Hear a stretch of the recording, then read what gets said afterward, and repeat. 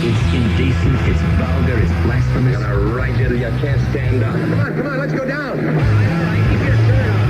Loveline's meant for an adult audience. Loveline may contain sexually oriented content. Listener discretion is advised. Here's Loveline with Dr. Drew and Adam Carolla. Yes. Phone number for Loveline, 1-800-LOVE-191. Fax number 310-854-4455. I'm Adam Carolla. That is Dr. Drew. He's a board-certified physician, an addiction medicine specialist. He can help you to quit smoking. He can fix a hip. He can do excessive weight gain, just about anything, except for misogyny. My wife, Dr. Drew. Yes, I love this man like he was someone I was paid to work with. John Popper is in here tonight from Blues Traveler, and let me just kiss the ass of the Blues Traveling man for just one moment. I know you're busy as hell.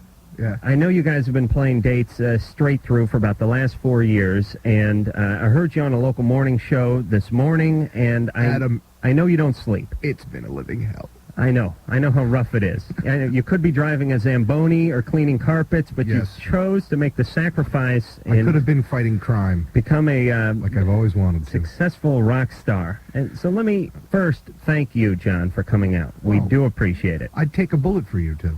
And I think you could, actually. I could sell you a few if you want. The other thing I want you to know, John, and I'm not just kissing ass, you will back me up on this, Drew. We've been interviewed by many publications over the last year or so, and whenever the question comes up, and it always does, what's your favorite guest? Who is the favorite guest for you here on Loveline? Oh, you're kidding me. It's always John Popper. That is Adam's answer routinely. Really? Yeah. Yes, Wow. that is my answer. Well, I'm honored, sir. Well, we are honored to have you. And one more piece of ass kissing. Drew noticed this, and I noticed it as well. We have many big-name celebrities from either the TV, movie, or music genre on this show. And we've had Tony Bennett and Rod Stewart and Zamfir. Duran Duran, Zamfir, who plays the pan flute, I think, and of course Carrot Top on the show. None of them drawing the kind of crowd that you draw out front of the Loveline studio. Did you notice that, Drew? I was not that mentioned it to you, remember? Yeah, there's a lot of nice people out there. Well, I think That's the other thing. That is another point. Very nice crowd, too. Yes. Yeah. They're very respectful, you know. Yeah. They're just really cool people. But the thing I think that they respond to with Blues Traveler is not only the music, but we have a lot of good bands in here that play a lot of good music that people like, but it's the attitude and the approach of the band. It's the accessibility. It's the just general demeanor of the band. Very open, very friendly. Aww. Yeah. We're hugging later, you I big know. teddy bear. All right. Now, last time John was in here, I brought my saxophone in to impress the Loveline listeners as to my musical prowess. I didn't think you could do it, but you were amazing. I hung pretty tight with you. Well, I'm just have to kiss your butt now because you said all that nice stuff about me. Tonight, I vaguely remember some sort of saxophone thing. I don't remember. But you'll notice, John, that I brought in a guitar. is that your Stratocaster? Yeah, it's a Strat. It's Is it a 56 or 50? What is it? It's early 50s. I bought it off a buddy of mine. He was stoned, and I don't know exactly what the year was because he could never figure it out. But Are it's those got humbucker pickups? no Joe Barden pickups on that, Oh. and you see the I thought they might be Billy Barty pickups. no, those are the real small ones. Right. And a double whammy, or is that a triple whammy? Just a single whammy because I'm old school. Oh, okay. I'm keeping it real. Keep it real, totally. All right, now I had a chance to listen to some of the Blues Traveler CD today, straight on till morning, and it's awesome as usual. You never can go wrong with this band. You're not going to try to play that thing, are you? I may jam along a little with you throughout the course of the evening, and here's what I think I should do. I think we should take a song like Carolina Blues and maybe jam along with that, because that's the one I sort of practiced to at home today. Dr. Drew, is he any good? No. I don't think he's heard me play. Have you ever heard me play, Is he Drew? good at anything? I mean, excuse me. Drew, please, am I in the room or not? And then later on, I maybe wonder just that often. maybe just a little free-flowing jam session, some blues, something like that. We'll just let it all hang out. Right. See if you can. You brought a few harps with you tonight. Always. I see. Yeah, it's a All right. union rule. Well, you see if you can keep up. Okay. All right. What more band business do we have? I have some dates in front of me, but I'm sure they're all sold out anyway. You're going to be at the Greek tomorrow night. Mm-hmm. Then in San Francisco at another Greek theater. I know there's tons of them out here. They're not moving this one. I'm guessing there's already one erected out there. Yes. Portland at the River Queen Showplace. And Sounds like a boat. 9/1, you'll be in Seattle at the Bumper Shoot Fest. What the hell is that? Sounds pretty kinky, doesn't it? Yeah, what do you do? What is Either the bump or shoot. No, it's a big festival, and there's a whole bunch of bands on it. Don't ask me who they are right It's now. another, local radio station or something named for what they're doing. Ah, I It's a see. huge festival that they have every year. Okay. Well, we'll get into more of these dates as the night wears We on. scored some Stones dates. Oh, yeah, that's right. You guys are going out with the Stones. Hoo-ha. When is that? When does that start? September 23rd, I think we start in Chicago. And how long are you with them the whole tour? No, we're on for 11 dates, but we're the first 11 dates, so. Have you ever met any of the lads in the band? No, and I'm determined to be unaffected by it. Everyone I know who's toured with the Stones always goes, well, when I was hanging out with Mick that time. Right. And, you just want to smack him in the head. And so I'm determined to just have it be like a job. And you're like, hi, yeah, Mr. Jagger was really cool. And Are I you played my job and left. are you a fan? I mean, did you grow up yeah. listening to him? Well, yeah, who didn't, That is a very good point. How old are you, by the way? I am 30. I turned 30 in March, and I'm fraught with midlife crisis because he hit a zero. Jesus Christ, I'm older than John Popper. Imagine that. And he's look what he's done with his life. And look what I've done with my life. All your musicianship gone to waste, Adam. You never Well, did anything with I'll that. tell you, your parents must be proud. I gave it a those music try. lessons. I played some, they had some like open mic talent contests over at the Palomino and some honky tonks here in North Hollywood. Oh, Right out of high school, I played. I had a couple of bad nights, and I needed to put food on the table, Drew. And you can't do it unless you're the caliber of musician that John Popper is. It's hard just to struggle that long. Well, it also helps to sell a lot of drugs to record executives. Right, and oral favors. Sure. We're going to the phones. Michael, Yeah. you're 36. Yes, I am. You're on with John Popper. Hello, Michael. Hi, John. How you doing? I want you to just relax, sit back, and tell us what's wrong. Well, I'm a very talented impressionist. I do impressions, and sometimes the gals like them, and sometimes it's like it's too much for them. Mm-hmm. What kind of impressions? Well, like Mick Jagger or Travolta or something like that, What do you mean it's too much for them? What does that mean? Is this in the bedroom? Well, they like it at first, and then after a while it just kind of wears off. Wait a minute. You mean you're a performer and you do this? Yeah. Do you ever, while you're having sex with them, do you ever do their dad or their brother? No, not like that. Okay, because that can be disconcerting. I had a woman do my mom once. But I understand what the impressions would have to do with your ongoing relationship. What do you care whether or not they continue to enjoy your act? Well, it's just one of those things that a lot of people tend to enjoy it at first, and then halfway through they're not really impressed. All right, but at least you have a skill that they enjoy at first. I'm very much like that. You know what I learned? What? Stop it. Stop it. When they get annoyed, then go on to someone who hasn't seen it yet. And, do that for them. And, try not to do that to people you care about too much. Michael, Yeah. we want to hear some impressions now. And I'll tell you what, Yeah. don't tell us who you're going to do. Okay. You do it, and we'll see if we can guess it. Okay. Yeah, the other day I was doing one, and it was pretty close, and I don't know if they got it or if it was like over their head. Any comedian in the 1980s. I'm going with Vinnie Barbarino, just because you mentioned it at the top. Now, give us one that you haven't mentioned so far, so we won't be tainted. Okay. Well, the other day I was driving around in my car, and there's people come up. Wait a minute. That's Mick Jagger, right? Right. Now, didn't you mention Mick That was- Jagger and John okay, Travolta? all right. Was it Mick Jagger? Yeah. Wow. Go ahead. Give us another. I'm annoyed already. Okay, let's give you one more. Here you go. I know a guy like you once. All right, It's Jimmy Gutowski, because I do that too. Oh, that's, Hey, Bobby! hey, Bobby. All right, but you don't do this professionally, Michael. I try. I know, but you don't do it for a living. Call it up. No, I sing too. Yeah, but what do you do during the day? You do your impression Postal worker? of a postal worker? No, I'm a maintenance man. That was going to be my next guess. I'm a maintenance man. All right, so maybe... And all right, I'm done with you.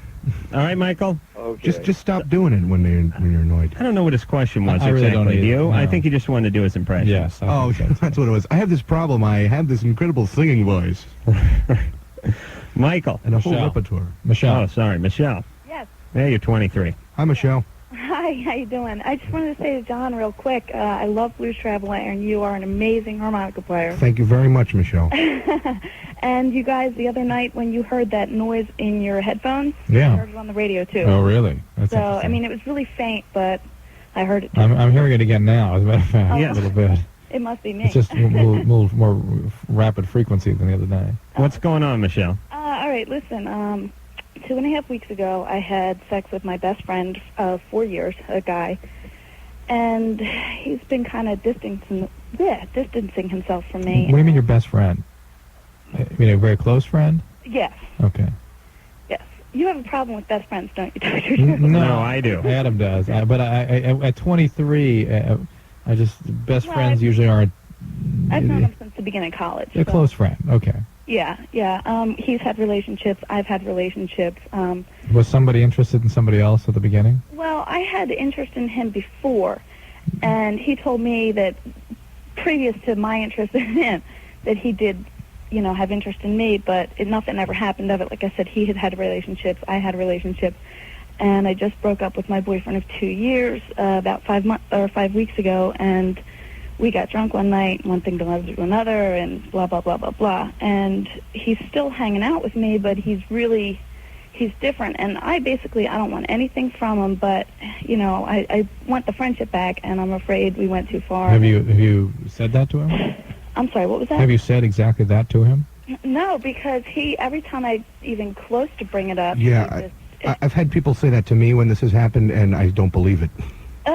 You mean that they just want the friendship back? Yeah, I don't believe it either. I'm not expecting anything from you, but what it is that you kind of both are, and he doesn't know what to do, and he's just scared. Right. Well, unfortunately, I didn't even get to the friend part. I would even bring up that night, and he would change the subject. Yeah, but here's the thing, too, Michelle. Oftentimes what you say intellectually and the vibe you give off are two totally different things. That's the hell of it all. The only thing we know for sure is that you were interested in him at one time, and he knows that. I'm sure he was interested in her. Well, we don't know that. He may have said that in a response to her saying, I was really interested in you, and he would go, well, gee, one time I was in you too, but now, gee, we're just the best of friends. I've just never known a guy-girl friendship where the guy secretly wasn't kind of hoping that at some point there would be some sex going on. Becoming quite cathartic for John tonight. I can see that already. Oh, yeah. Now, when a guy and a girl get together as friends, initially one of them was drawn to the other because of a physical thing. Oftentimes it doesn't work out and they just go on to be friends, and then years from then they laugh about it because after you get a certain amount of mileage in a relationship, it seems awkward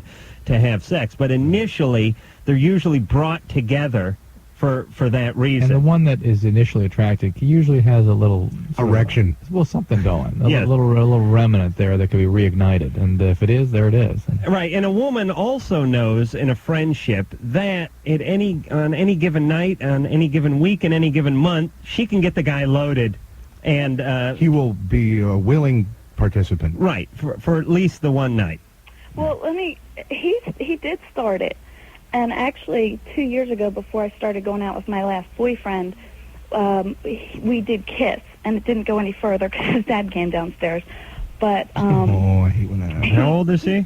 I'm sorry, what was that? Oh, he was a little bit younger at the time? Well, this is 2 years ago. Okay. Oh, well, we need to talk to him, Michelle. I'd love for you to call him, but I'm in Pennsylvania, and it's a little bit later over here. Yeah, but he's probably up masturbating to your image as we speak. I wish. No, I don't. I'm just kidding. I think we should wake him up. This is important. This is like a fire in your heart. He needs to be alerted. No, actually, what I'll probably do is tomorrow night when I hear you guys on HFS, I will probably tape this and then just play it for him and just say, look, here's how it is. But I want to know how I can tell him, I just want to go back to that friendship because we just had a friendship. You have to just tell him that and act accordingly for a while, and he'll calm down. And well, one way to achieve it too is not to put the screws to him. I mean, if he's freaked out a little and he needs a little bit of space, then give him a couple weeks off and then get back to it. Don't keep going after it. I think that's the important thing is just you tell him what you have to tell him, but he's not going to believe you right away, and it's just time is going to heal it. Oh, geez, I just spilled it. Right? Time's going to heal this. After a while, he'll realize, okay, we still are friends because she's not blowing me off or getting upset, and eventually he'll start acting normal again, with any luck. All right, now, John, I know you're a little upset because you dumped your cigarette mug in your lap. I was that moved by this story. It really affected me, and I had to cool off. I think I don't want to go right into the full-fledged song just yet, but I know that the listeners are dying to hear a little duet. I noticed it's a left-handed guitar. Yeah, I had to string it backwards. Wow. It was a right-hander, but I strung it backwards. And retooled the neck and the bridge. Right. Yeah, it cost $1,700. I guess I should have just went out and bought one at that point. But I read a biography of Hendrix once, and I heard that his first guitar, he could only get a right-handed guitar, so he went ahead and restrung it backwards. Sure. In other words, so he could play the licks, and I was sort of inspired by that. I thought there might be some magic in it. What is that sign that says Coleco on the guitar? It's a Coleco guitar? Yeah. Wow. Made in Coney Island. All right, John, come on. Enough talking. Let's start jamming. All right, pick up that banjo. You ready? All right, hold on a second. So we're going to do Carolina Blues, huh? Well, why don't we do that when we play the song in the next break? Oh, so you just want to jam? What key you want to jam in? E? Is that good? Well, we're going to jam in E. How about, I got other keys Well, here. you call the key, John. How about A? A's a nice key. A? Hey, you got that thing in tune. That's pretty good. You want to just do some blues? Or? Yeah, let's just a nice 12-bar blues. Wow. Hey, you're good.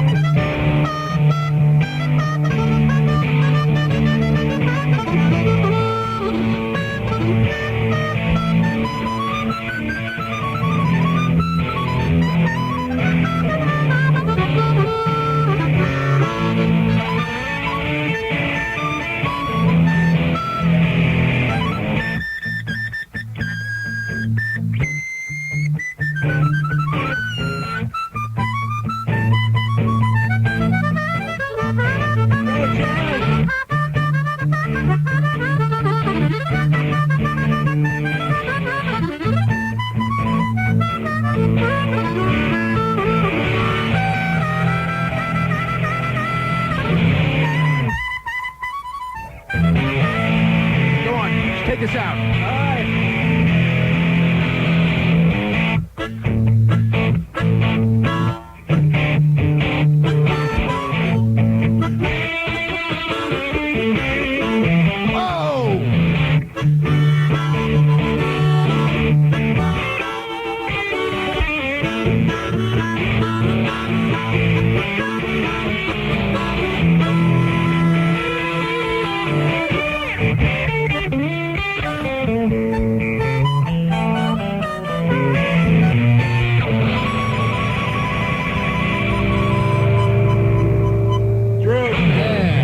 Solid. Talk for a second. Let me get this off.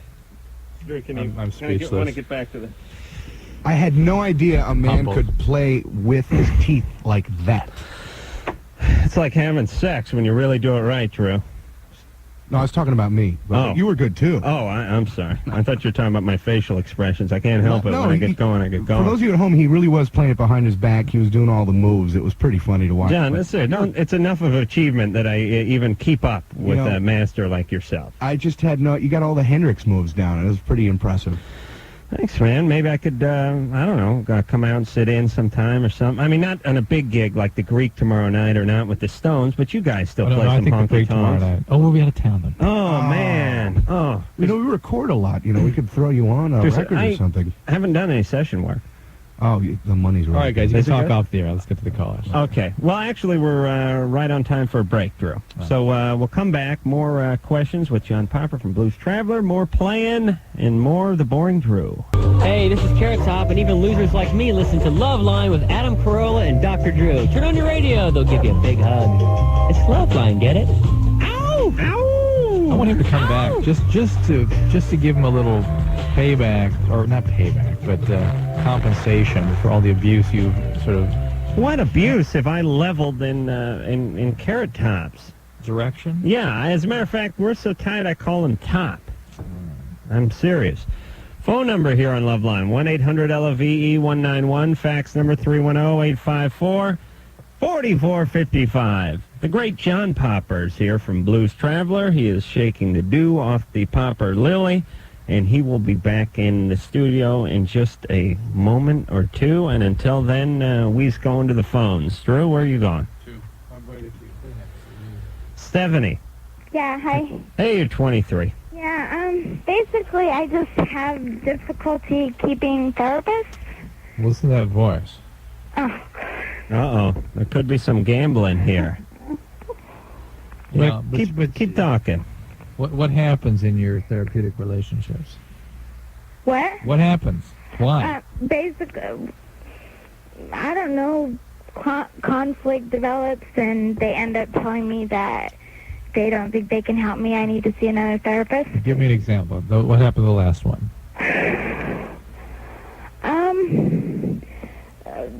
We just started fighting all the time. And About what?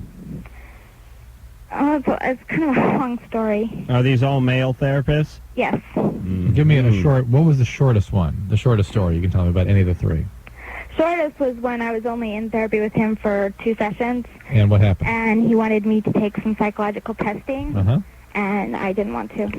Okay, and I assume it's the same quality of conflict that was going on in the other two, where they would ask you to do something as a patient and you just wouldn't do it, right? Right. Okay. You want to do some gambling here? Oh, no, it's easy. I'd like to gamble. Hey, John, I was have a taking a seat. leak. What's happening? I understand. But there is something called, well, hang on a second, let me just talk about this. There's something called... Well, let me get John up to speed. Stephanie's 23. She's called in tonight because she's had 3 therapists, and they've all booted her out because of conflicts. Okay. She's a little combative. Stephanie called a therapeutic alliance, where you trust your therapist, and they trust you to be honest and forthcoming and do your work and do the best you can and follow direction and be a patient. Right. It's an agreement. You agree to go into the office, answer the questions, and you're there because you want to get help. They're there because they want $115 for 45 minutes. They're interested and they make money doing that. That's their profession. And they will do things in your best interest. If you can't even establish that fundamental level of trust, then no. Then you have to go on to somebody else because you can't do therapy. Now, some people kind of hang in for a long time because a lot of people, the main issue is establishing that relationship. And will go through a lot of abuse, and the people with something called a borderline personality disorder will really put professional caretakers, medical caretakers through ringers in an attempt to get them to sort of fail them and to prove that people are really distrustful. And I suspect that's the kind of thing you were doing, Stephanie. Is that right? I don't think so. Well, you're not consciously anyway. Sounds like me. Well, and John, you done any therapy in your day? I always try, but it becomes a competition. I'm very competitive the way I talk to people and stuff like that. Power struggle. Yeah, it starts becoming that, like, an attempt. I sort of try and say, oh, you're trying to get me to admit this, and, it's just not the point of therapy, so it's kind of screwing it up. Yeah, sometimes in therapy, you begin almost a third dialogue. There's that one of you commenting, like standing outside of the conversation and commenting on what they're asking you, which always pisses off therapists. The thing about therapists is you got to figure you're paying all this money. You want you're them driving to help across you. town. Yeah. You just got to let it down. Right. For that 50 minutes that you're in there, you got to let it go. It's not your girlfriend. It's not your wife. It's not your boss. It's not your band member. Allow them to direct the process, and it actually helps. Right. You want to gamble on this, Drew, or you feel quite confident? Yeah, go. All right. Let's see. John, do you have $1 on you? Do you have any money? Get $1 out, please. Is this a fictional dollar? Or No, this is a real dollar. A real dollar, okay. As real as me jamming on the blues guitar, this dollar Like I was is. saying, is it a... Put that $1 down there, John. Sorry, all I got big bills. Oh, no, here. Oh, it's got 100 in there. Christ's sake, you guys are doing great. Oh, it's been quite a day. Look, oh, Jesus Christ, would you just get back from Loveline? No, this is... What do you got, like $1,200 in your wallet? Well, gee, it's going to be safe going home tonight. Oh, you got that big bouncer. He'll protect you. Jesus, it's like paper. I was just going to say it's like Monopoly money. Drew, would you look at this wad? Oh my God! Look at that. Oh my God, I haven't even seen a real 100 in a long time. Drew's going to tell me this is a phallic thing, right? Hey, let me just smell that. Oh, sure. Oh, smells good. That's nice. All right, so you don't have $1. No. You just have hundreds. Drew, all right. I got a $5 bill here. I put the $5 in, and I'll see if I can make change if push comes to shove. Okay. All right, here's the deal. Stephanie's 23. She's got that little girl voice. and I'm always worried when I hear the little girl voice, and she has difficulty with her therapist. It's been 3 so far. Big trust issues. Big trust issues. And I got out that her therapists have all been men. So I'm going right. We're gambling on her past, by the way, John. Okay. What went on with her in her childhood? I am going with conflict with Papa. There's something up with Dad, and the question is how severe. Could I hear her talk a little more? Yes. Stephanie, say hello. Stephanie, Oh, Stephanie, could you sing the dreidel song for John? no. Well, Stephanie, how are you feeling about all this? Discouraged, I guess. Okay, that's enough. Okay, you good? You got a fix? Yeah. All right, I am going with Dad did something very bad to her, physical abuse. Not sexual, physical abuse. All right, John? I'm going to go for a family dynamic that was dysfunctional. All right, way too broad. You got to narrow it down for $3, Jeff. Well, I can't give you an actual incident of. Let's put it this way: was it a violent family, or was it an over-controlling family, or was it alcoholism perhaps? Or the dad could have abandoned her. Dad left. I'd have to say violent. Okay, violence in the home. Yeah. Violence in the home. Well, that was mine. Didn't I go with physical abuse from Dad? So now I can't pick that one. No. Well, what a fun game. Well, maybe he's excluding specific physical violence against her. Are you? Yeah, I don't think that she was actually physically abused. I think that there was maybe a fear of that or verbal abuse. Maybe Mom was beaten up a little bit. Yeah, well, there was just like somebody was screwed up in the family and, Okay. and they took it out on everybody. Not overt physical abuse perpetrated upon her. That's a good one. All right, Drew? I'll just take the next available category, which would be sexual abuse. Sexual abuse for $1? Yeah. Stephanie, Yeah. you're 23. What happened? No sexual abuse. Oh, that hurts, Drew. There's nothing left for me. You got to take these giant broad categories. Any physical abuse? I lived with my grandparents until about the age of 8. Why? My father left probably when I was a baby, and I lived with my grandparents until my mother got remarried. Why? Why? Why? I think I win. Wait a second. How was the stepfather? Abusive. Physically? Yeah. I'm going to take that. Did he ever strike you? Yeah. Okay. And how old were you when you hang up? Put the money down there. We talking about a spanking? How old were you when you started having sex? I haven't actually. Oh, you haven't had sex? No. Drew, give me another $1 for that one. Come on. I want another $1 for you holding up. This could have been in my wallet gaining interest, but you had come on, seriously, Drew, give me another $1 for that. Come on, that outburst. Drew, you're only reinforcing his behavior here. That's right. All right. So, Stephanie, you've had your share of troubles with men. The first guy in your life, your dad, your biological dad, abandoned you. The second guy came into your life and physically abused you.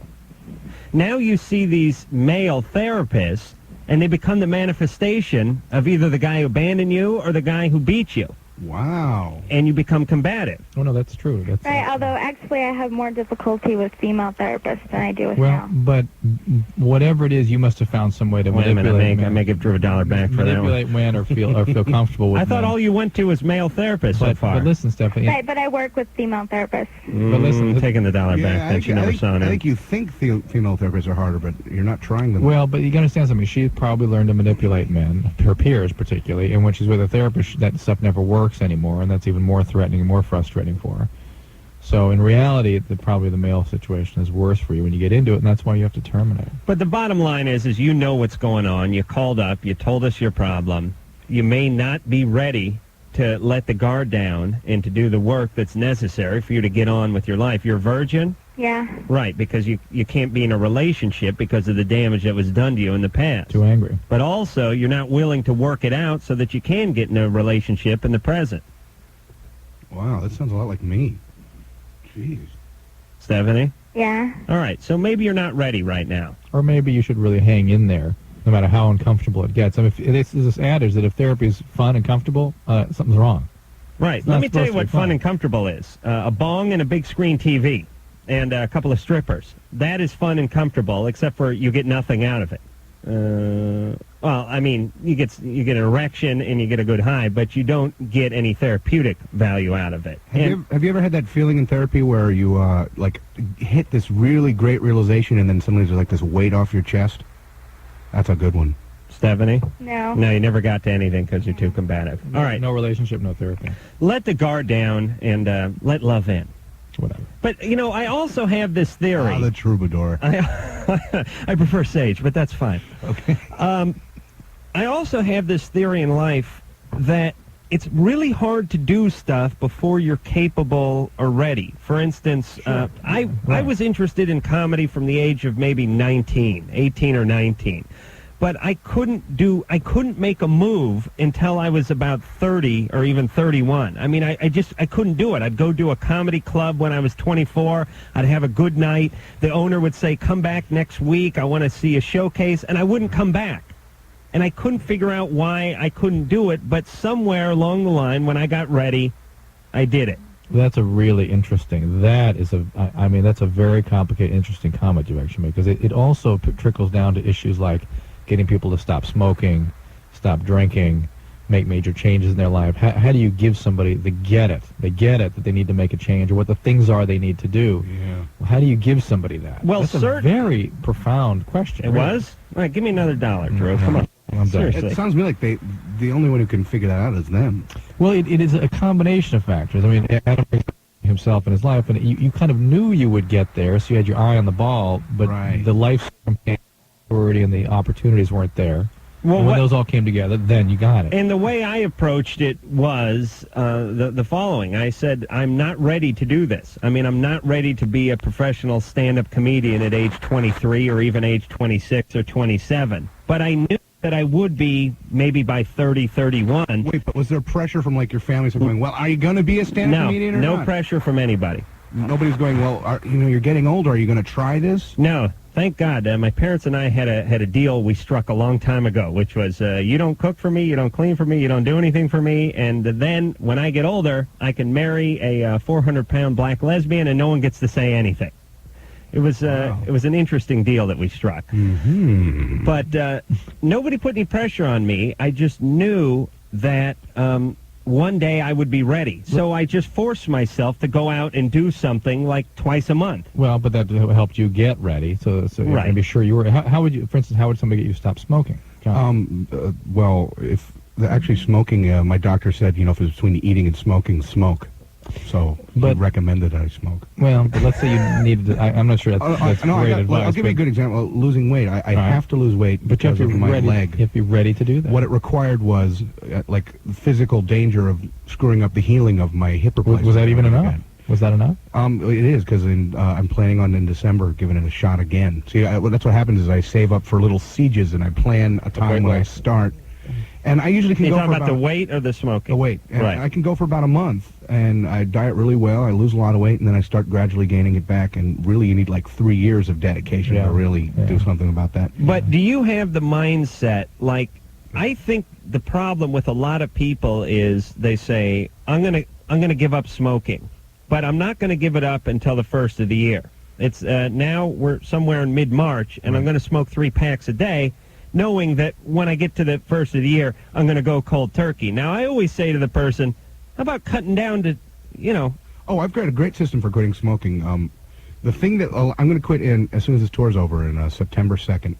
I'm stopping smoking, and I know I can do it because the thing that keeps me going is the knowledge that I will smoke again someday. I'm going to stop smoking for... I'm going to allow myself to start smoking again in November, if I so desire. And by that time we'll be in the middle of the tour. And I'm doing it for a reason. My voice. I want my voice to be good for the tour, and I've been smoking too much now, and it's starting to catch up to me.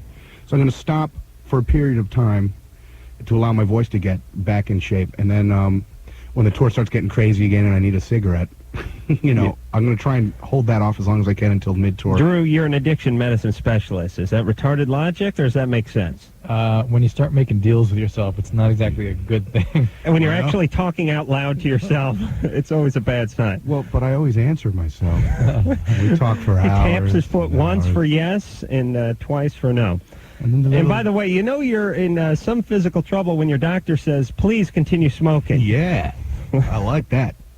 You must pay him well. All right. When we come back, we'll talk a little more about this topic because it's an interesting one, and more with John, more with Drew, and more with you after this. Let's put out. You all right, John? Yeah, just tripping on Bobcat Goldthwait. My son is still talking about that night.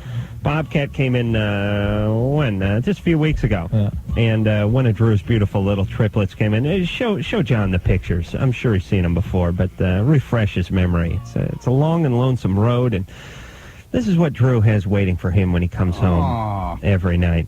Could you imagine it? And get $1 out of that wallet for me, too, while you got it, John. They're going to have some stories to tell when they grow up. Oh, can you imagine? I know, my guitar player, his parents are both psychologists, and he's so well-adjusted that it's really hard for him to, put it out on the line and make like a leadership thing. He's very steady and even-keeled. It's kind of sad, but a lot of dynamic people in this society are basically bred from these screwed-up environments, and when you're really together, you tend to just hang back, take a job, and call it a life. Well, where Chan's strong is I'll make a really outlandish, decision, and Chan will sort of temper it and go, well, let's think about this. But he was the kind of guy in high school who sort of went along with the crowd, Right. He's a good, sort of go-to guy. Right. And he's an even-keeled guy. He needs somebody flaky, with him. To balance him out. Oh, yeah.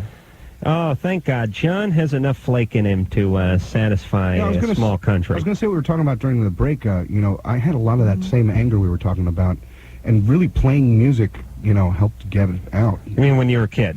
No, actually, when I got older, an artistic outlet really sort of helps you. Creative solution. But did the anger you had, was it something that came upon you when you were a kid and then came out when you were older? I came from a dysfunctional family, definitely. It was... You had a bunch of sisters. You mentioned this last time, There's right? 7 kids. There are 3 brothers and 3 sisters. But you were the youngest, was that right? Yeah, oh yeah. Yeah. Oh, no, I was the second youngest, sorry. Remember, you talked about this last time you were on the show. Yeah, and there was like this relationship between my dad and my sister and me and my little brother, and we'd just sort of pass it right along. And, right. It was something really screwy, and when you get older and you get freedom, there's a way to deal with it that way. But we all found outlets, because my little brother actually. The rest of the family's doing something. They're not in jail. Oh yeah, no, they all have like a real focused sort of career mind. It's interesting. Interesting. Straight On Till Morning is the name of Blues Traveler's latest CD. I believe it's their 6th. Yes. And here's the thing about Blues Traveler. You don't need to know the songs. You just go get the CD and listen to it because they're such good musicians that you just can't go wrong. I mean, I don't care if there's not a hit on the whole thing. The thing I like about them that I'm really stunned about is they always make great gifts. You can really buy one and give it to a friend. Right. For birthdays or Christmas or Yom Stocking Kippur. stuffer. Right. And, or Hanukkah. You give out, 8, Drew? How's that go? And, I've often felt, that sort of lift you get when you have that realization that I was talking about earlier. You get that when you buy one of these. Oh, yes. It's can become very cathartic. It's very soothing to buy one. Well, why don't we hear something off the CD? Are you going to sit in with me again? Yeah, if you don't mind. Is that cool? Yeah, you know what? I'd like to see what you do against, like, a full band. That way you don't have to play chords as much. I got to say, the pressure was on when we were just sort of mano-y-mano here. But with the song behind me, I think you're biting your tongue a little bit. Well, I got to be honest. I don't want you to just think I'm pulling some ruse here and coming and playing it after never hearing the song. I did listen to it 3 or 4 times at home this afternoon, and I did get out the axe and play along just a little bit and learn some of the riffs. I think it's an E. Yes, it is. Okay, so we'll do it in E. There's a story with this song, right? Well, why don't we... Oh, yeah, there is a story. Oh, true. Pretty cool story. Oh, Christ. Picture this. Yes. There's this girl that I had been seeing for a long time, and she really, really loved me a lot. Mm-hmm. And I really, really liked her a lot. How old were you? This had been going on for about 6 years, off and on. And then because I didn't want to hurt her feelings, I would always sort of break it off, and then eventually we'd both get really horny and then just go at it again. Right. So 2 days later, you guys were back together. Well, I was determined to, I'd never lived with somebody for a long period of time, so I was determined to have her come out for 2 weeks, and we'll just try and live together and see how that goes. And I loved her a lot, but I wasn't in love with her the way she was with me. And she came out, and she could only come out for a week, and by the 5th day, I was already starting to go, okay, so all right, so tomorrow you're heading back, huh? And, you know, she was sensing this tension, and we got in a lot of fights and stuff like that, but we had sex on my couch, and there's really something I learned the hard way. Honesty is a good thing in moderation at a certain point in time. When someone is lying on you naked and says, I want you to know that I'll wait for you, and, you know, you don't have to make your mind up right now. Right. Whatever you do, don't go, that's good, because I just don't know. Right. And she goes, what? And I go, well, you were saying you didn't mind that I could take my time. And she said, well, what is that supposed to mean? And then a discussion follows, and then she goes, F you. And I'm like, well, what do you mean? And, you know, don't. She starts yelling. Next thing I know, she slugs me in the face. Really, with a closed fist? Oh, yeah. It was right in the face, and I grabbed her and pulled her close, and then I got scared because I realized how strong I was. You know, you don't notice that until, like, somebody throws a punch. Right. And so I had to drive her to the train. It was bad. So you basically just put your pants on up with no underwear and drove her right out of town? I put my underwear on. But the same night? Yeah. All right. It was a really ugly thing. And so this is about the long, you know, the nearest train was an hour away. Mm-hmm. So it was the long car ride. You know, I was really upset, and so I was like, get out of here. And she goes, you can't do that to me. And she was right. I couldn't, like, just throw her out of the house and have her walk. The baton death march that John had to take. At 4 in the morning. So, yeah, we drove for an hour in absolute silence, and she got out of the car and had to borrow $20. It was... And it's bad for her name is not Carolina, is it? Actually, it is. Oh, okay. It's Carolina. She lives in Rome. That's why I'm telling this story. Okay. Are we on in Rome? We're not on the Vatican yet? Good. We're be piped into the Pope's Needless to say, we've made up since then, and, you know, realized that it's just not good to pursue a relationship together. All right. Now, do we have enough time to jam here? Let's do it. Just okay. Yes, that's true over there. I could punch you. All right, John, you want to grab your harp? What was it, E? Yeah, E. There we go. I got it. Okay. All right. From Blues Traveler, Carolina Blues. I love how you can talk and play at the same time. Yeah. Went right through the shirt. He did a split and then brought himself back up while he was strumming. Please, John. I was sitting down, everybody, but just trying to keep up with the great John Popper is enough of an acrobatic feat. I would kill to be able to boogie like that. I think you just did, buddy. All right, John and I are going to talk about music off the air, and when we come back, more Drew, more you, more calls, and maybe one more little jam session. Okay. I'm Adam Carolla. That is Dr. Drew. He is John Popper. Was that you playing the dulcimer just there? No. Oh. I only play 3 or 4 instruments, and that is my guitar, Geraldine. And we'll be back in 10 seconds. All right, the show's Loveline. Phone number 1-800-LOVE-191. Fax number 310-854-4455. Adam Carolla, John Popper, and Dr. Drew. Yes, Drew. Let's speak to some callers. Oh, yeah, okay. That's at the beer goal. Next 20 minutes. You'd never seen me play before, though, right, Drew? Know. And I thought it'd be a kind of a thrill for you. Kind of pisses me off. Yeah, because you didn't. You know, here's the thing. Quite honestly, John, I am sort of considered the boob of the you're show. My sidekick. And Drew is the brains of the show. And what people don't understand is I'm objectively, I have to say, there's a struggle going on for that. There's a battle for the boob. There is going on. There's one big teat, and we're both hungry. Yeah, but there's a certain blue-collar Renaissance je ne sais quoi. Working-class hero kind of guy. Thank you. John, you're 28. Yes. What's going on? Yeah, Adam, the Bumbershoot Festival. A bumbershoot is an old-fashioned word for an umbrella, so that's why it's called Bumbershoot. Why is it I don't get it. It's bumper shoot. Yeah, well, Umbrella Festival. It must be rainy season down there. It's raining in Seattle, and also it's an umbrella is all-encompassing because this festival also deals with writers and art and theater besides music. Mm-hmm. It's a Seattle thing. Yeah. 4-day festival. It's the end of the summer party. Cool. Well, maybe I'll come out and jam a little. Sure. John, what's going on? Yeah, hope this is an easy question for Dr. Drew. Please. I was recently diagnosed with molluscum contagiosum warts on my genitals. Well, the molluscum contagiosum is not warts. Really?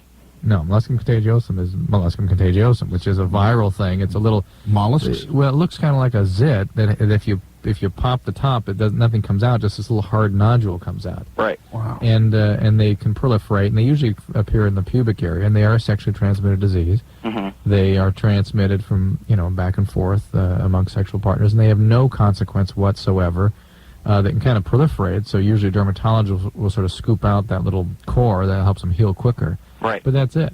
Yeah, that's what my dermatologist did. My question is... That is not warts. Yeah. Okay. But my question is, will I eventually get an immunity to the virus and stop having it? Good question. I don't know the answer to that. Whenever I've seen cases of molluscum, it just sort of self-limited. It goes on for a few weeks or even a few months, and then it goes away, and that's the end of it. So I imagine there is some immunity imparted on someone. I don't know how long it lasts, but it is a harmless condition. Well, Drew, I heard that warts... it's not warts. Oh, yeah. I got to start listening to this show. All right, forget it. John? Can you scrape them off and cook them and eat them? It's not... Elvis used to fry them up with banana. John? Yes. It's not warts. Uh-huh. All right, you're fine. I'm fine now. Don't use the W word in front of the ladies. Oh, I won't. You understand? So, what are genital warts all about? Genital warts are warts, and that's another virus, but that is a permanent condition usually. Even if you eliminate the warts, the virus is usually still there, and it's highly transmissible. And in women, certain subtypes of that virus increase the risk of cervical cancer. And there's no real difficulty to this disease. Molluscum. Right. No, but you give it to a woman, it doesn't affect her fertility. No, not at all. But the presence of a sexually transmitted disease always makes one wonder: is a higher probability of a second disorder there? Why? So that's just the way it goes. Because the guy's a tramp. When we were in Europe, I got this big zit on my balls, and I thought that I might have warts, and it just went away. That was a zit. There you go. Warts are little tiny little skin tags. You don't notice them. They're all class. Well, we were traveling around in a hot... Hold on. Where'd you go to finishing school, John? John, they don't... Warts I'm a Dartmouth. I'm a Vassar chick. Oh, okay. That's what I thought. John, warts don't cause any symptoms. They're little tiny tags, little warts. Do you ever have a wart in your hand? This thing got big. It was gross. Yeah, it was just chafing. It was horrible. Did you lance it yourself? Oh, I popped it, and it kind of got bigger from the effort, and then it went away after a while. You got a lance. And all the guys were like, you got warts. Go to a doctor. It's no biggie. Just you got warts. There's nothing that a fellow band member or just fellow male buddy... They always assume the worst. They always assume the... Can't make you feel worse about it. You got herpes. Just go fix it. Here's the difference, really, between men and women. It manifests itself in two ways. First, Men are from Mars, women are from Venus, by Adam. First, the venereal disease thing. If one woman says to another woman, I think I may have vaginal warts, the other one is, oh my God, sit down, let me make you a cup of tea. The guy is laughing his ass off and saying, hey, off the sofa, wart boy. I'm going to have to flip the cushion over now. All right. Making phone calls. They're making phone calls. Hey, Larry, yeah, you want to come over and join me and wart boy for a beer? And the second one is when someone gets really loaded and vomits. Now, when a woman gets really loaded and vomits, their other friend is like, oh my God, I think she's passed out. We should call a doctor. Whereas the guy is, he's faking it.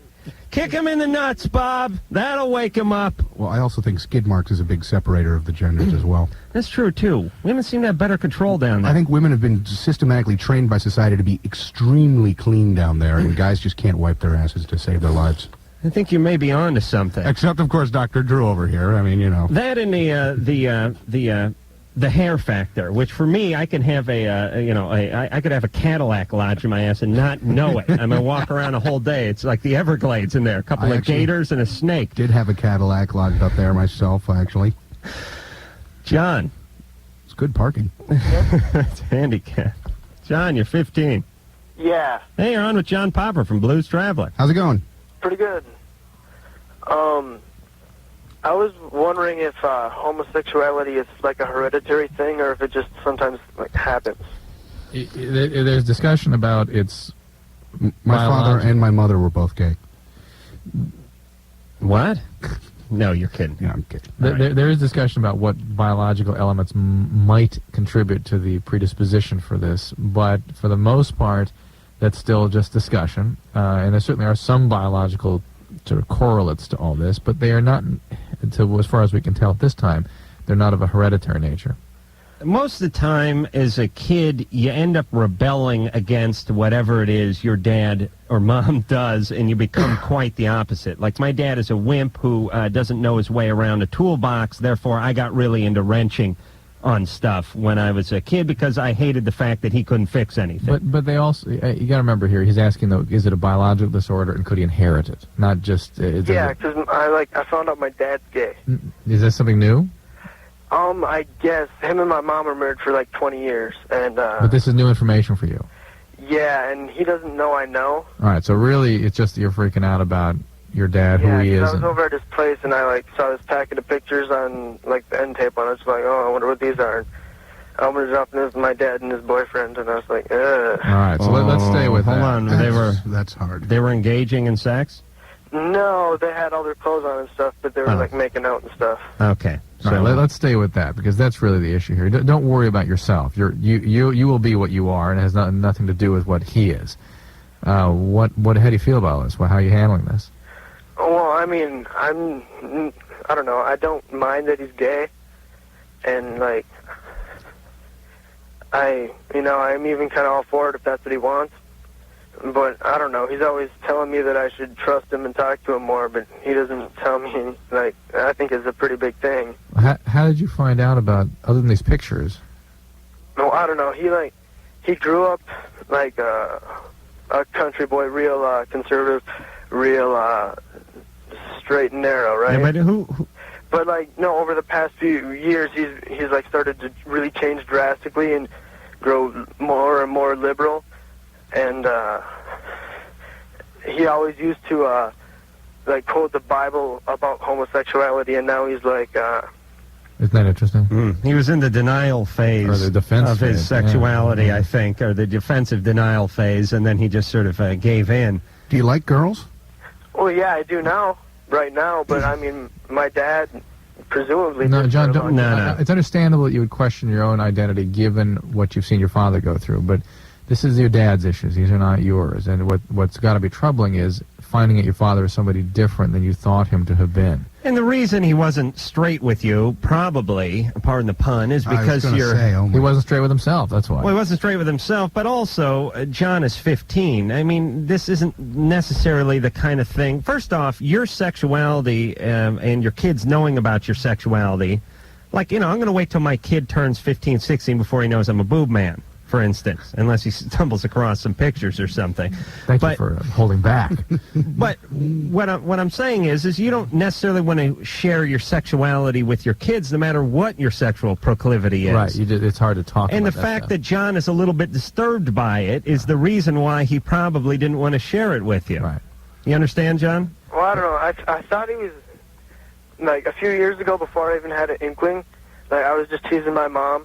And I was like, Mom, if I told you I was gay and was getting married, would you give me away at the wedding? And she was like, hell no. Oh, she went nuts, probably. Yeah, and I understand why that struck a chord with my her. dad came up to me on the side, and he said, I don't know if what you were saying was serious or not, but I want you to know that I'm behind you wherever you go. Well, that's nice. And, but that's just something that I remembered after. Why don't you really try to? Are you there? Yeah. Why don't you really try to heal this relationship with your dad? And now that that you do know something about him that he's been concealing, and you seem like a forthcoming guy and a mature guy, why don't you bring it up? And you've got an open line of communication with your dad. And your dad certainly has encouraged you to keep that communication open. He is unconditionally supportive of you. Why don't you see if you can reciprocate a little bit? And Dad will probably be relieved. And understand that he has been protecting you with no doubt that he intended to tell you the truth. Once he clarified it in his own mind. It sounds like he's just sort of understanding who he is now. And give him an opportunity to sort of have a real relationship with you now. And it certainly doesn't mean that you are definitely going to be gay. No, it has nothing to do with you. John, you are you. You have your own makeup, and you don't inherit that from your father. The homosexual tendency is not something you inherit from Well, let's look on the bright side. If you do go, well, you have what you like. Those outfits you can borrow, the record collection. I mean, it's okay. Just try and stay off of animals, as long as it's men or women. I think, you can borrow the convertible rabbit for dates. Robin, Yeah. you're 17. Yeah, okay. First of all, I want to say you guys, you got a great show, and hey, John. Hi, how's it going? All right. Okay, now, I don't know how to say this, but, I don't know if I'm gay or not, because I, have these fantasies about my best friend and stuff, and then one time I was on this dating line, and, I was talking to this guy, and, I got to know him and everything, and he don't live far from my dad. Then I was like, he was like, you want to have phone sex? I had phone sex with him the whole time. I was thinking of my best friend. So I'm like, am I gay or what? I mean, this is really weird. It's hard at your age to know what you are. There's a lot of confusion and sort of lack of clarity about what it is that someone's sexual orientation is, or even who you are. Have you had boyfriends? Yeah, but like, and I can't even talk to this guy on the phone anymore. Well, it's probably good. Have you had, unless you're doing it for a living, have you had sex with a man? Yeah, one time. Uh-huh. Didn't enjoy it much? No, not really. Okay. Have you talked to your friend at all? No, nothing. I talked to her, but not like that. Just be careful at this point. It sounds like you're very confused, and you certainly don't want to sacrifice your friendship if she's not feeling the same way, at least at this point.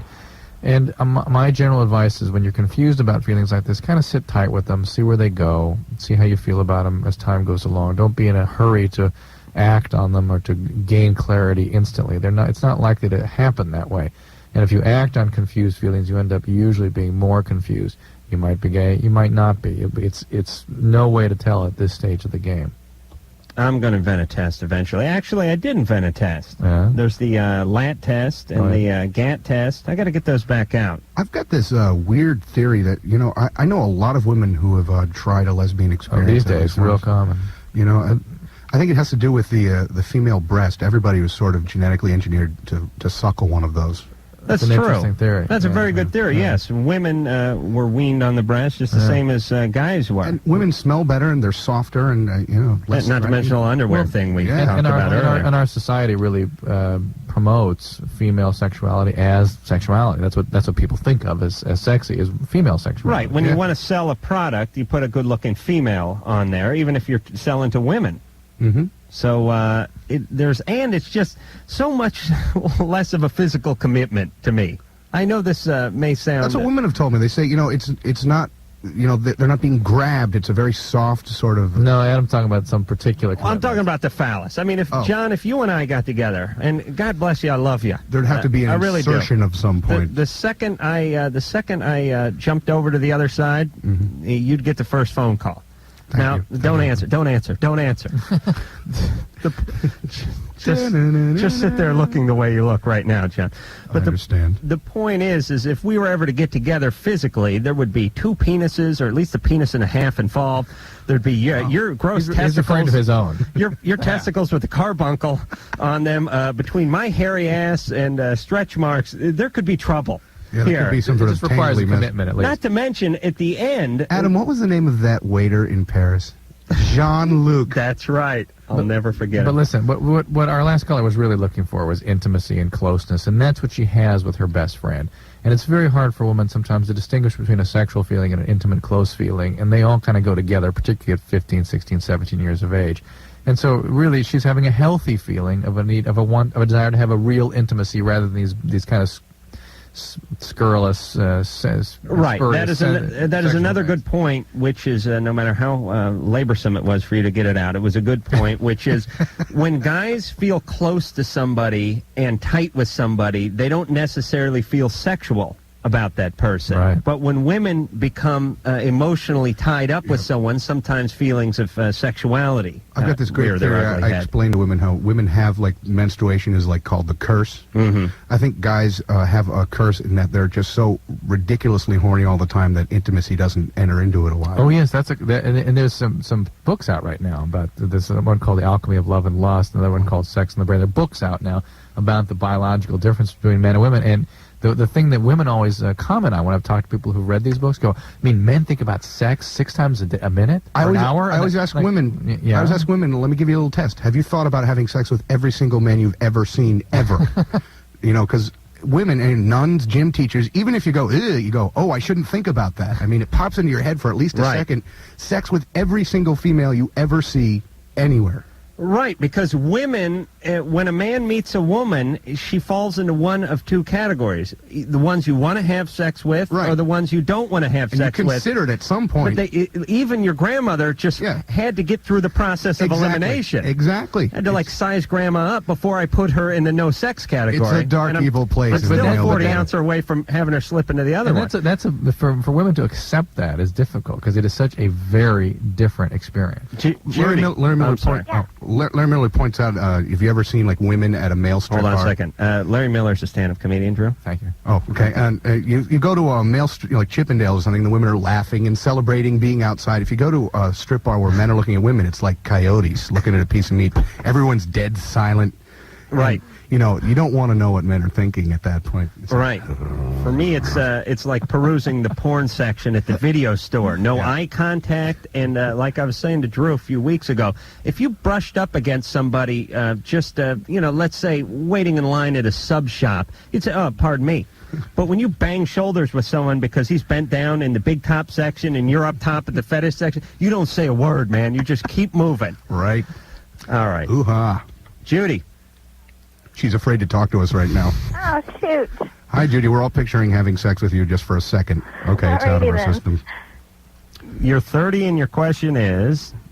My question, well, one big question is, Mr. Blue John. Hi. I was just wondering, my little 4-year-old just loves the harmonica. Oh, cool. Yeah, he hums on it, and he has no idea what he's doing, but he loves the sound and everything. And I was just wondering if you went through lessons or if you had someone teach you. He No, just wants, like, every kind. And Actually, the reason that I wound up playing the harmonica is that there wasn't a teacher. I had a real problem with authority, and when I was 5, my parents got me a cello.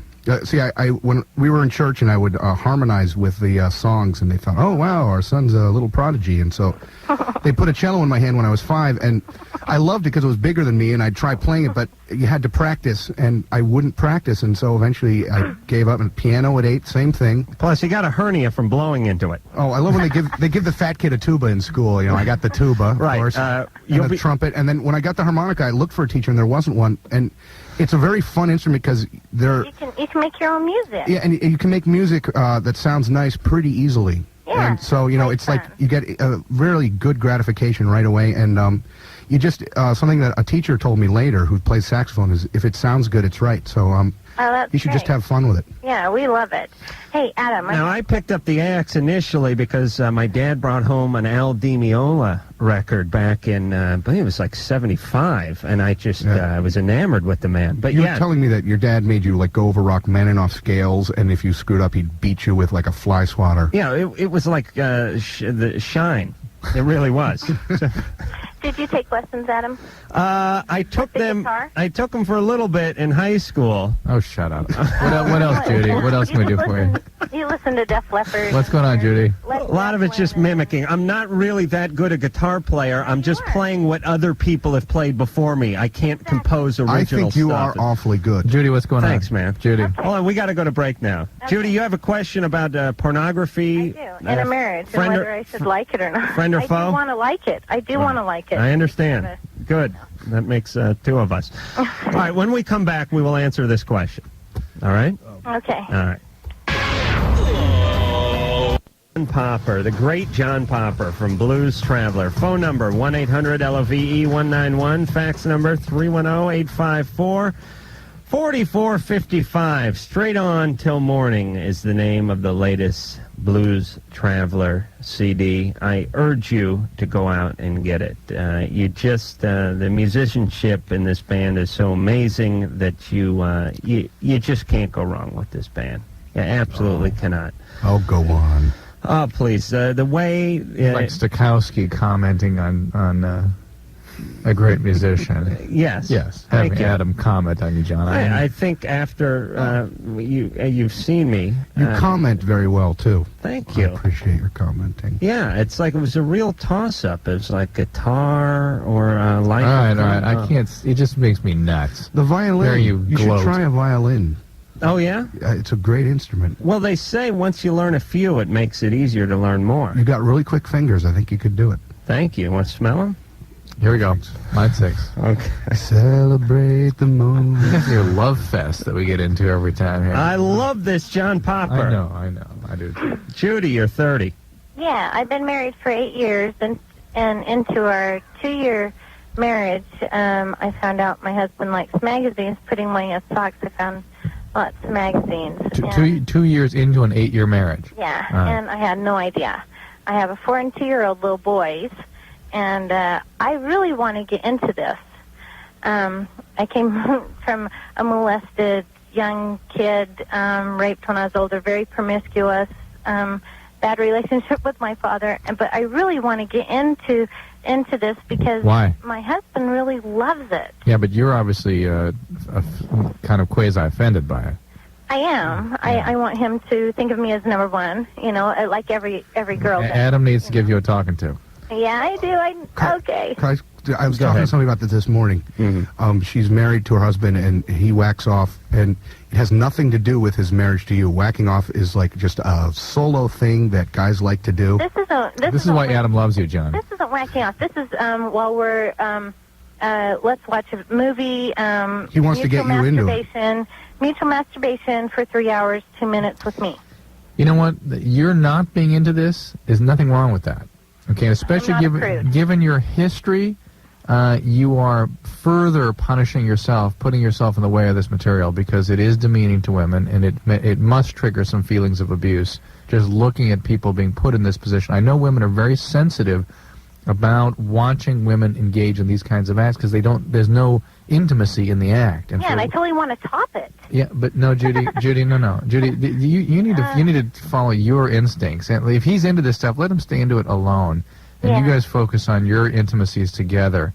And if he has to include this stuff in, then he needs to know how you feel about it and how it makes you feel. Yeah, but it's still in his mind. I do got to say that when I got into porn, it wasn't like, hey, look, porn, let me try and get into this. It just kind of called to me all on its own. Well, of course. It's like heroin for your penis. It really is. Bubble gum is what I was going to say, but same thing. Yeah. Sure. It creeps up on you, and before you know, you're hooked. Yeah, of course. I've looked at the magazines. I'm like, okay, where's the thing for the women? Okay, go to another page. That's true. I think there should be more. Where is it? Or even with the movies, I'm like, I'm totally trying to get into this terror. I can't even do it. I don't think with your history you're going to get into it. I don't think it's something you're going to feel good about. Well, and there will be pornography produced for women when women start buying pornography. Yeah, but it's what the market demands. No, pornography for women is like Penthouse Forum, where they're allowed to use their imagination and develop the intimacy. It's an emotional connection, not a visual thing. It's a different mechanism, exactly. Totally. And Penthouse Forum, you think that's for men? I wasn't listening because I was thinking of something real funny. What? No, I actually really like Penthouse Forum. Okay. I was really into it. I went and bought a porno movie today, as a matter of fact. How do you? No, wait a minute. And it's been a long time. But I mean, you now have a recognizable face. And by the way, but I mean, you being doing that stuff speaks ill of me. So please refrain from any of your old bad habits. You could sign some cassettes in the store. That's pretty cool. Let me. I'd have to do it with my underwear. Stroke one for me. Love Adam. Well, let me tell you. First thing I did is I walked in. I am kind of self-conscious about this stuff. I know for a guy who talks about whacking off on a national radio show on a nightly basis, you'd think I'd be over it. But I heard of SpectraVision. I mean, you know. I like to go out and get something. And that says something. There's one woman that okay. Let me just come clean here for just one moment. Candy samples, I'll do it as fast as possible. I am a breast man, but no, she's too old for me. Thank you, John. That's you're dating yourself. I like the classics. You like the Age to Perfection series? No, I actually like the smaller breast. I think the breast implant has ruined the breast in porno movies. I mean, they look like basketballs, for God's sake. I love you, so I'm not going to comment on that. Let's not stray from the point. Here's what happened to me. We got to finish with Judy so she doesn't feel further demeaned by this conversation. Judy, don't do anything you're uncomfortable with because you'll end up resenting him for doing something you're uncomfortable with. Yeah, and let him 6 years. Let him do that stuff by himself. And it has nothing to do with you. You're still number one. And don't let this all sabotage your relationship. Remember, you're used to abuse from men. Don't take it. Recognize this probably is a good guy. We don't know that much about him, but it sounds like it's been a stable relationship. And don't expect abuse, and don't create situations that would make you feel demeaned and abused. All right, let me explain my harrowing story. It all started when we had Larry Flint in here about 8 months ago. Wow. And I asked Larry, what other publications do you publish beside Hustler? And he went on to talk about some yachting and some computer ones, and then he got to Busty. And I told him to wait right there. And I told him, Larry, I need a subscription to this Busty publication, or as God is my witness, I will drive your empire into the ground. And he said, fine. And sure enough, I started getting Busty issues in the mail about a month after Larry was on the show. And there's one girl that kept popping up in the Busty one. Her name is Minka. She's this great Asian woman with these huge cans. And I became obsessed with Minka. to the point where they were talking about a movie that she was in. And I actually called a video store to find out whether Minka was in this movie, and they had it in stock. Now, the problem is the name of the movie was called Spank Me, F Me. And it wasn't F Me, it was the entire word. So I called the guy in the video store, and it was just a regular video store. It wasn't a porn video store. And I said, pardon me, sir, do you have the adult feature known as Spank Me? And I actually said F me. I didn't use the F-U word, right? And he said, what? And I said, spank me, F me. And he said, huh? And then I said, spank me, and then I said the full word, and he hung up on me. Somebody spank So me. I figured he didn't have it. And some months went on, and today I'm sure he was flattered. I was driving back from the Thrifties over on Ventura Boulevard, and there's this huge, it's called Red Hot Videos. It's just a huge blimp hanger filled with pornography, and I said, I'm going in there, and I'm getting this Minka video. I'm going to go in and out. I'm just going to slide in, grab it, and I'm going to slide out. The Freudian little puns here are just flying. I can't even comment on all of them. I went in there, and I was a little worried that I'd be recognized, and as I went in, K-Rock, the mother station, was being forced through the speakers there, so I thought, this is a bad sign, and sure enough, they knew who I was, and then I found myself in this place for about an hour and a half looking for the Asian section. It was like Shangri-La. And when I got to the Asian section, there was an Asian guy. And he was in there to buy one of these. But he wasn't perusing the Asian section. Did you ask him to spank you and F you? Oh, that's good. That's helpful. He was looking at the, ebony section, which was right next to the Asian section, but I felt really self-conscious about grabbing the Asian video in front of the Asian guy who was there looking for the ebony video. Thought it might be your father or something. Yeah, or, some relative. It's an attack on the culture, you see.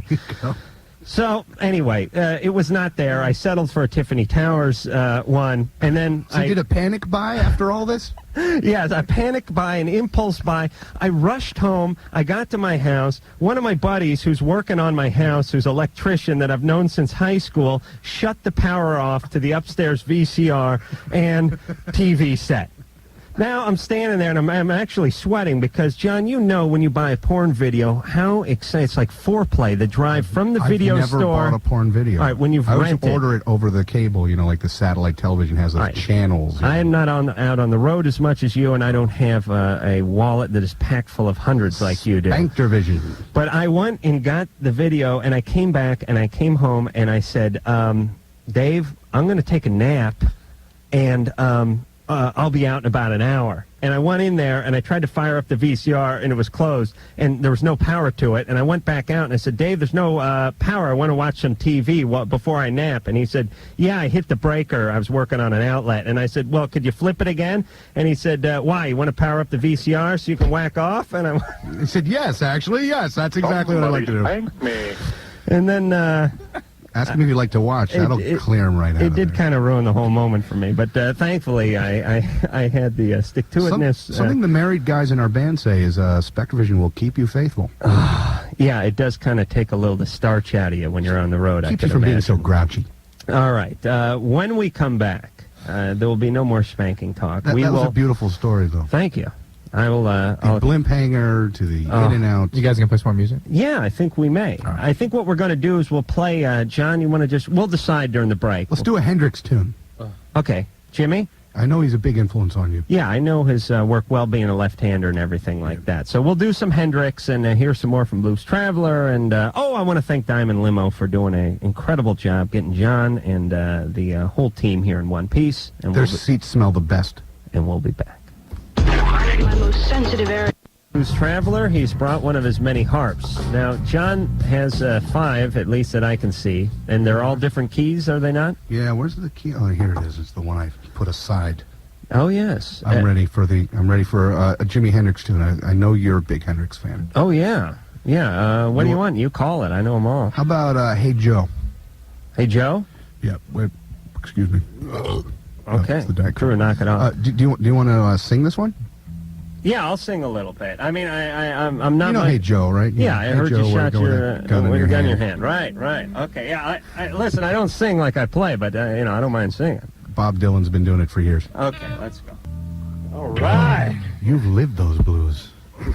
Minka doesn't know what she's missing, man. Oh, man. Oh, can you imagine? And never got laid in high school. Me neither. Wow, What that's a travesty. why we're so, Yes. That's why we're so pathetic. It's a kinship. My brethren. My dry-penised brethren. My first date at 18 in high school, and she wouldn't let me even French kiss her. It was amazing. Senior, for God's sakes. John, I got to tell you, that was a thrill for me. Oh, thank you. It really was. You play great. I mean, this is easy. I play okay. Do you read charts? You play great. I could bring in a real book next week, and just come on in here. We'll do some jazz standards. Yeah, what the hell? You a big Django Reinhardt fan? I have a Django Reinhardt tattoo. No. Yes. Oh, my God. Where? You have to sort of part the hair, but you can find it. Believe me, it's there. Oh, keep coming back to this General Foods International coffee moment. Marianne. Yep. You're 19. Hi, Marianne. Hi. You're on Loveline with John Popper. Oh, yeah, I was calling. I had a question about a cracked pelvic bone. Ooh. Yeah, I'm not exactly sure how I did it. I just ended up getting really sick and having an upset stomach and everything for the longest time. And finally I went to the doctor, and they couldn't figure it out. And they took an x-ray, and they found out I had a crack in my pelvic bone. Oh, God. A fracture in your pelvis. Yeah, it caused, like, an infection and gave me an upset stomach and everything. But I ended up calling my mom because she wanted to know what was wrong with me. And she thinks it's from having too much sex with my boyfriend. Where is the fracture? On the lower part, towards the left-hand side. Like it's called the pubic ramus in that area? They use I don't know what that is. Have you been having vigorous sex? Well, I don't know if it's vigorous. It's just sex. If a 19-year-old is fracturing a pelvis without a substantial trauma, that needs to be evaluated very thoroughly. Well, could it be from, like, lifting heavy things? It would require normally like a car accident. Oh, really? Okay, so you must see a doctor. Did he rear end you? You must see a doctor to be sure there isn't something wrong. Listen, when you can play the guitar like that, John, you don't need a sense of humor. I was going to say the pubic ramus, is that like Harold Ramis? This is very important because there really is a high probability that there's something wrong with your bones or something wrong right at that region where the fracture occurred. I mean, you've got to see a doctor to have this very thoroughly worked up. Okay, but it couldn't be from sex then, right? Well, if it was from sex, it shouldn't. In a normal 19-year-old, there really should be no way to do that. It means your bones are abnormally something wrong with the bones, right? And you've got to figure out why that is, whether it's something growing there locally or something metabolically wrong with the bone density. It needs to be thoroughly evaluated, okay? Yeah, I also had one really quick question. Do you have any medical problems? Do you have any medical problems? I'm anemic. Well, you're anemic, you've got a bone fracture. I mean, something is up here. Do you take any medications? Just Paxil. Well, Paxil shouldn't do that. I'll tell you, I had an operation on my hip. We were talking about it, and the blood supply didn't get to the bone, and the bone started dying. And I get that nauseous feeling sometimes when I walk on the hip, and it's really sore. And I mean, it's the bone sort of flaking away and sort of getting in there. And if you have a weak bone, you'll feel that, and it won't go away. So you gotta my bones are just weak. Well, something's wrong. We're not diagnosing you over the air, but you got to go see a doctor. Get it thoroughly worked up, okay? Okay. Oh, and also, are hemorrhoids contagious by any chance? Because my boyfriend's always itching his butt, and I'm always thinking, because if he has hemorrhoids, will I get it? No. Okay. There's no such thing as like poison hemorrhoid? You'll love this talk now, Adam. There are other things that cause pruritus ani, like pinworms. Drew, don't start in on my ass again. And say that again slower. And those are contagious, and whipworms and various other things. But hemorrhoids Drew was convinced I had worms at one point. Oh. Well, everybody. Your boyfriend scratches his ass. Yeah. Does he drag himself on the ground? No, not usually. Because my dog does that, and sometimes we think she has one. Hemorrhoids are not contagious, okay? All right, thank you. All right, checked out. If he does it when he's thinking, it's just affect. I'll oftentimes do that. Like when I'm really, like a lot of people will put their hand on their chin when they're puzzled. It's fine with me just as long as it's not at a formal dinner or church. Right, but the problem is once you do it enough on your own, you'll find yourself doing it in public. Wow. You see, it cool. becomes reflex. I actually have to duct tape my right hand to my side when I go out now. Caroline. Hello? Hey. Hey. Hi. I have a problem with my mom. All right. How old are you? I'm 17, and I have had the same boyfriend for almost 2 years, and I'm totally ready to have sex with him, And, you know, I'm totally in love with him. He's my first love. And I think he's great, and he's not pressuring me at all, you know, and I think he's great for waiting this long. But I had, a long time ago when we first got together, I had a talk with my mom. And I still think about it. This is what, prolonged me for so long to have sex, is when my mom had our talk, and she was all, yeah, you have to, she's all, I want you to wait till you're 25, and so you know the true meaning, and that you're completely sure that that you're going to spend the rest of your life with this man, and that you're going to have a baby, because if you get pregnant, you're not going to have an abortion, and I definitely don't want to have a baby. Well, dump him. Run away from home. Dump him right now. I think it's certainly solid advice to use birth control, right? Oh, yeah, I mean... So get on the pill.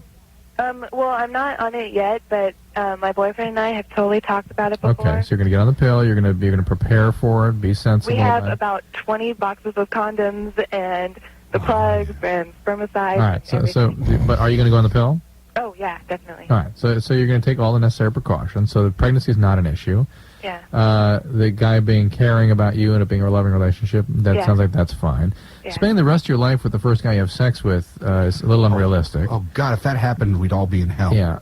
And also, your mom waiting till you're just entering menopause to experience your first man is not the world's greatest suggestion. Here's what I would tell my mom. If my mom said to me, listen, I want you to wait until you're 25 before you lose your virginity, I would say, that's fine, but I'm going lesbian at 22. But listen, it's great that you have that kind of communication with your mom. Her advice is not bad. It's solid, but it's not realistic. Her and I never talk. Well, all right, but it's great that, listen, what's even greater is that you listened to her, and that you didn't do exactly the opposite, even though it was a little sort of unrealistic for somebody your age. You listened to her. I'd have lied and blown my mom off completely. And just I think it's terrific. I mean, it's great that you're being careful, and it's great that she's impacted on you in such a way as to create healthy behavior for you. You know, you're going to make your own decisions, and it sounds like you're doing it in a reasonably healthy way. Thank you. And here's my attitude toward truth with people. And it could be your mom, or it could be the cops that pulled you over, or whoever it is. I'm just going to start crying. Tell them as much as they need to know. And if they create an environment where they can't handle the truth, where you have a mom that says, I am going to kick you out of the house if you have sex before the age of 25, she is begging you to lie to her at that point. I love she these does not need to hear the truth at that point. If a mom says, listen, it's healthy for you to explore your sexuality, I just would like to know what's going on so that I can go out and make the arrangements, help you out with birth controls, so on and so forth. Whatever that is, then tell them the truth. But if they make unrealistic demands, then they're begging to be lied to. My parents wanted to be lied to, and I tell them the truth now about things I used to do just to torture them. Like, remember when I tried crack? I told you about this. And like, no, you never did crack. No, we totally, I did. It was great. And then, it was terrible for a while, but like, I'd rather not know. John Popper, Blues Traveler. We got to go to break. I'm still excited. John, maybe we'll just, we're running out of time, but maybe we can jam a little during the break, just sort of. Okay, but we should take calls. I mean, we've really been sort of hogging the music. I'm saying as great a maestro as you are. Right. You know, you've really taken the instrument further, but, you know. Right. Well, something has to suffer in the name of art. Straight On Till Morning is the name of the CD. Blues Traveler. It is their 6th. Please go out and studio get it. Album, actually.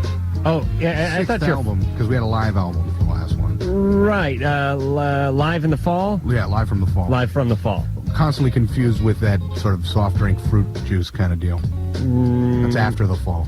Oh, okay, you can explain that. It's probably a regional reference. There we go. Out here. All right, if you have anything to say about Mountain Dew before we get off the air? It looks like nuclear horse urine. Thank you. All right, now I'm in more trouble. Oh. Dr. Drew, myself, Adam Carolla, and John Popper, thank you all from the bottom of our hearts. Thank you for having me. John, as sincere as I've ever been on this show, thank you very much. It was my pleasure, and it is always a good time when you come in. Please come back anytime you see fit. You guys are both really cool. I will. And until next time, this is Adam Carolla for Dr. Drew saying mahalo. This has been Loveline. The opinions expressed herein are certainly opinions, that's for sure. If you'd like a written transcript of today's program, you probably should have written it down yourself. And if you did, we'd like a copy. Loveline producer Ann Wilkins.